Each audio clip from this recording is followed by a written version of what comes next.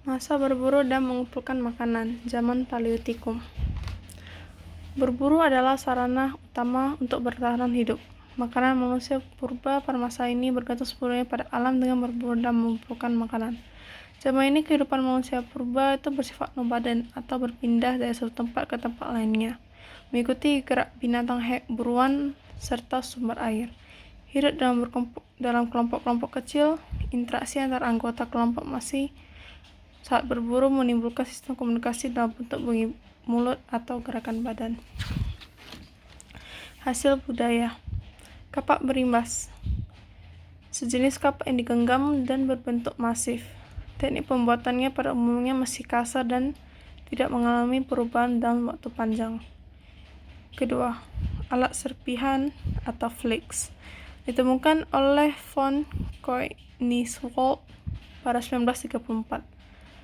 Alat serpihan seringkali ditemukan bersama-sama dengan kapak berimbas atau alat batu masif lainnya. Terkadang merupakan unsur pokoknya atau unsur dominan. Ketiga, alat tulang. Terbuat dari tanduk, serpihan, dan batu-batu bundar. Masa berburu dan mengumpulkan makanan tingkat lanjut, zaman Mesolitikum. Corak kehidupan sosial ekonomis. Mengenal pembagian kerja, laki-laki berburu sedangkan perempuan mengumpulkan makanan, memasak, dan membimbing anak. Bertempat tinggal secara tidak tetap terutama di gua-gua payung. Mengenal tradisi melukis di dinding gua atau dinding karang. Penemuan api untuk pertama kali akibat dari tuntutan penyesuaian diri dengan perkembangan alam dan lingkungan. Mengenal bercocok tanam yang sangat sederhana dilakukan secara berpindah-pindah menurut kondisi kesuburan tanah. Hasil budaya. Serpihan bilah atau flakes, alat tulang atau bambu, dan kapak genggam Sumatera. Bentuk kepercayaan awal. Selama bertempat tinggal di gua-gua, mereka mulai mengenal tradisi melukis. Banyak lukisan yang dianggap merupakan sistem kepercayaan awal, seperti contoh lukisan tangan dengan latar belakang cat merah di gua Leang-Leang. Masa bercocok tanam, zaman Neolitikum. Corak kehidupan sosial ekonomi. Mereka memelihara hewan-hewan tertentu dan penduduk yang tinggal di tepi pantai memproduksi garam dan mencari ikan. Kegiatan bercocok tanam dilakukan dengan menebang dan membakar pohon-pohon belukar sehingga tercipta ladang, meskipun sifatnya masih sederhana. Karena konsekuensi dari tradisi bercocok tanam, mereka sudah tinggal menetap dan dibangun kampung. Gotong royong juga telah menjadi bagian dari cara kehidupan masyarakat. Mereka juga mengenal pembagian kerja antara kaum wanita dan laki-laki. Juga ada yang pemimpin yang merupakan yang pertama dari yang sederajat semakin berperan penting pada masa itu. Hasil-hasil budaya. Masa bercocok tanam di Indonesia dimulai kira-kira bersamaan dengan berkembangnya kemahiran mengumpan atau menggosok dan mengilap alat-alat batu serta dikenalnya gerabah. Dari hasil mengumpan itu lahirnya beliung persegi, kapak lonjong, alat-alat obsidian, mata panah, gerabah, alat pemukul dari kulit kayu, dan perhiasan.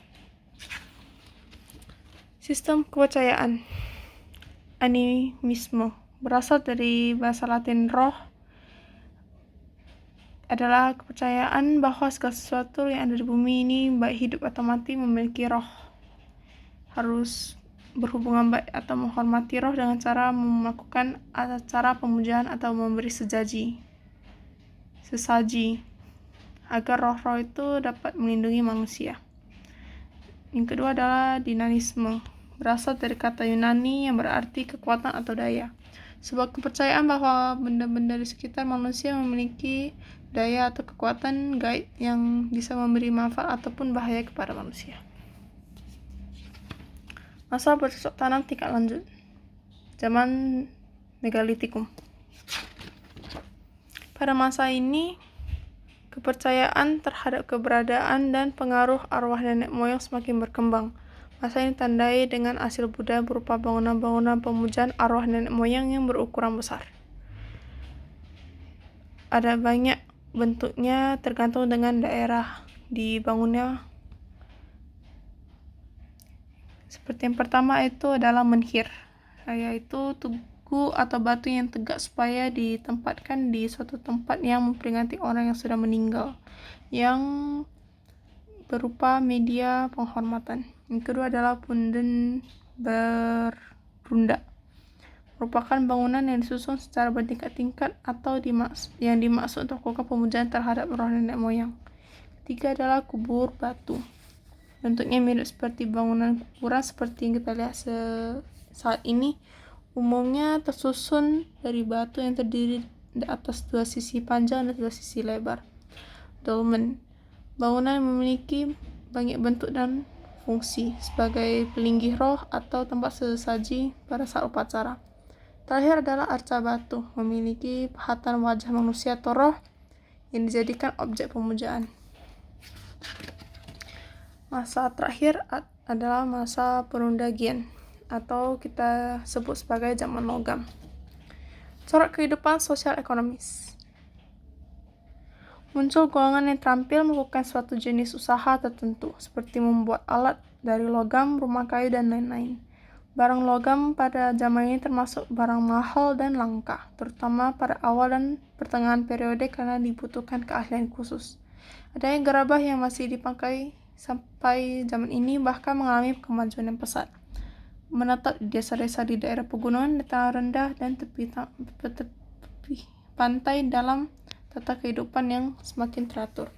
Adanya perahu bertadi yang bermain peran yang besar dalam hubungan perdagangan yang dilakukan secara barter.